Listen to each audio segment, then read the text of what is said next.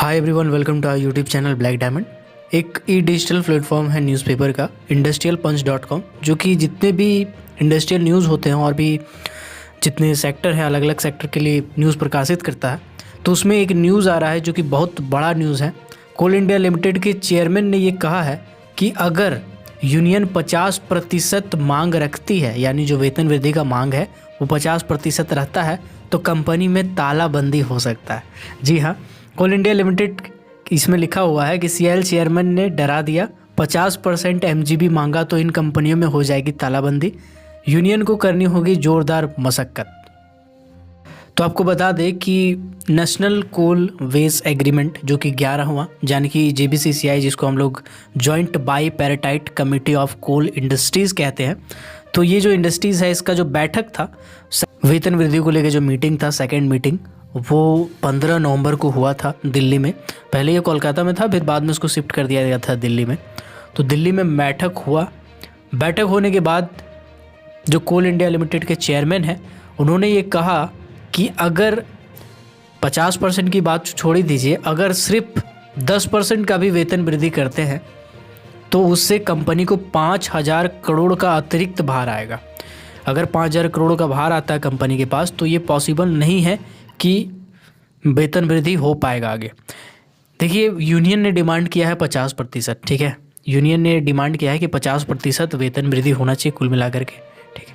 लेकिन जो कोल India limited के चेयरमैन हैं उनका ये कहना है कि अगर 10%, 50 छोड़िए, 40 छोड़िए, 30 छोड़िए, 20 छोड़िए, अगर 10% भी होता है तो 5,000 करोड़ रुपये का भार पड़ेगा, जो कि पॉसिबल नहीं है सहन करना।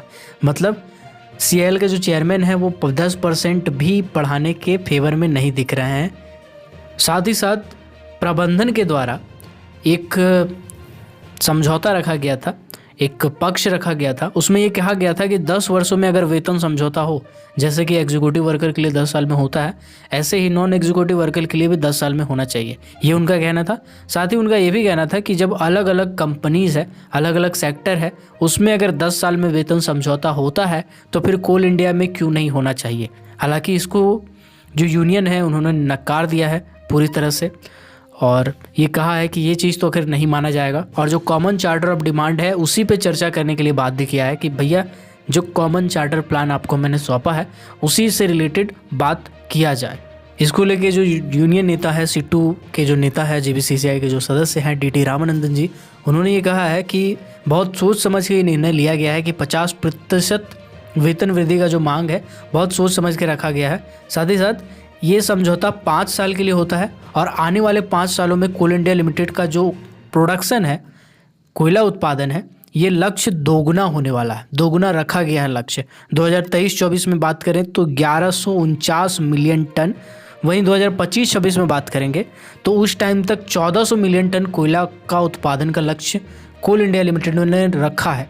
जबकि इस दौरान पूरे कोल इंडिया ने 59,287 कामगार सेवानिवृत्त हो जाएंगे, यानी कि रिटायर हो जाएंगे, जिस पर मैंने ऑलरेडी एक वीडियो बनाया था कि कितने कर्मी कोल इंडिया के कैसे कैसे रिटायर कर रहे हैं और कोल इंडिया लिमिटेड में कर्मियों की संख्या लगातार कैसे घट रही है।